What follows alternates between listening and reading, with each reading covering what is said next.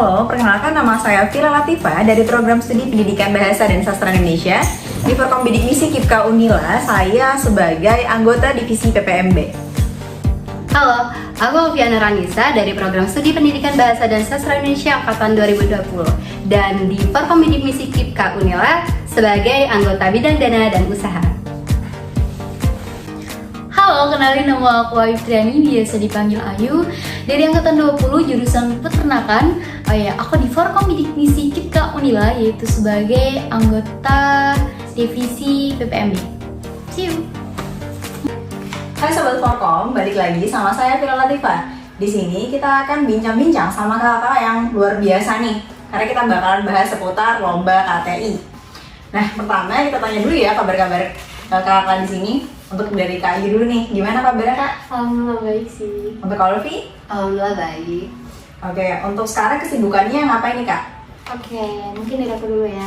Jadi kalau aku sendiri untuk kesibukannya itu mulai dari kuliah, organisasi, praktikum juga ya, kegiatan kuliah mungkin sama ada kegiatan luar PIM dan lain sebagainya. Untuk Kak Olvi gimana?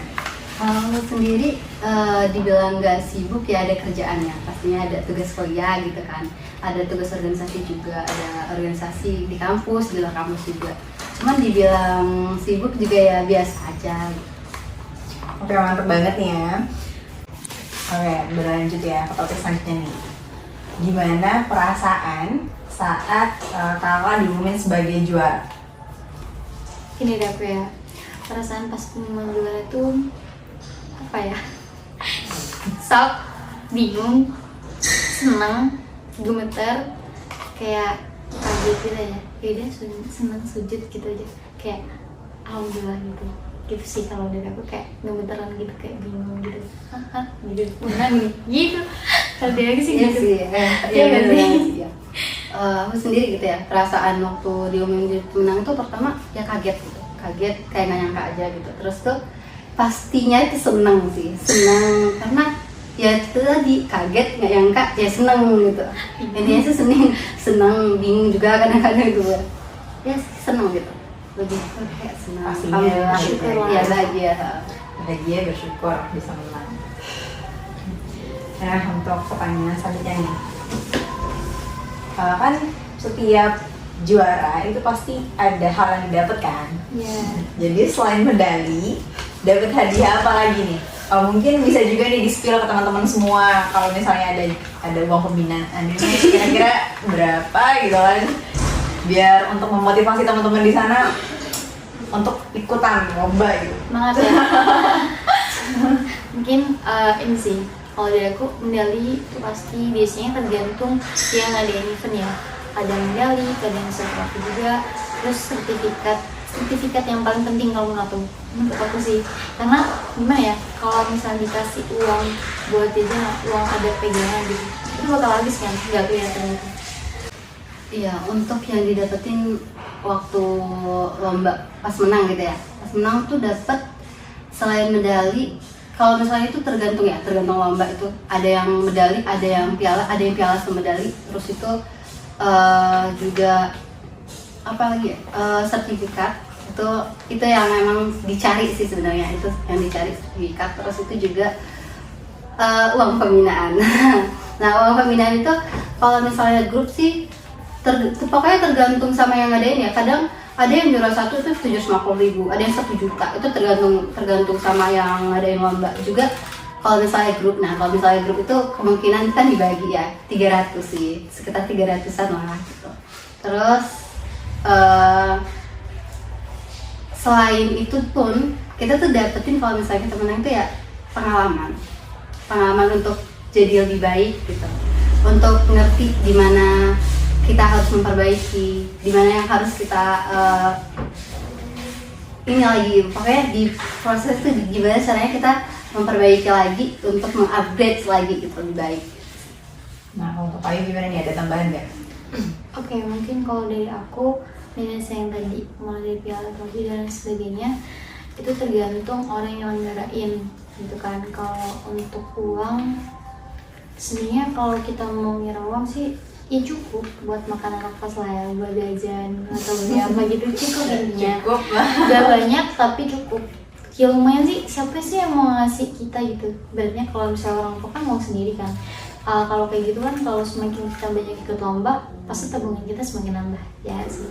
Itu selain itu pengalaman yang paling penting, sertifikat dan sebagainya kayak gitu sih. Kalau untuk lomba tergantung, biasanya paling banyak kayak gitu. Apalagi kalau misalnya kita ikut lomba secara offline nih, secara offline biasanya juga dari kampus dapat untuk transportasi kita juga plus jalan-jalan sih.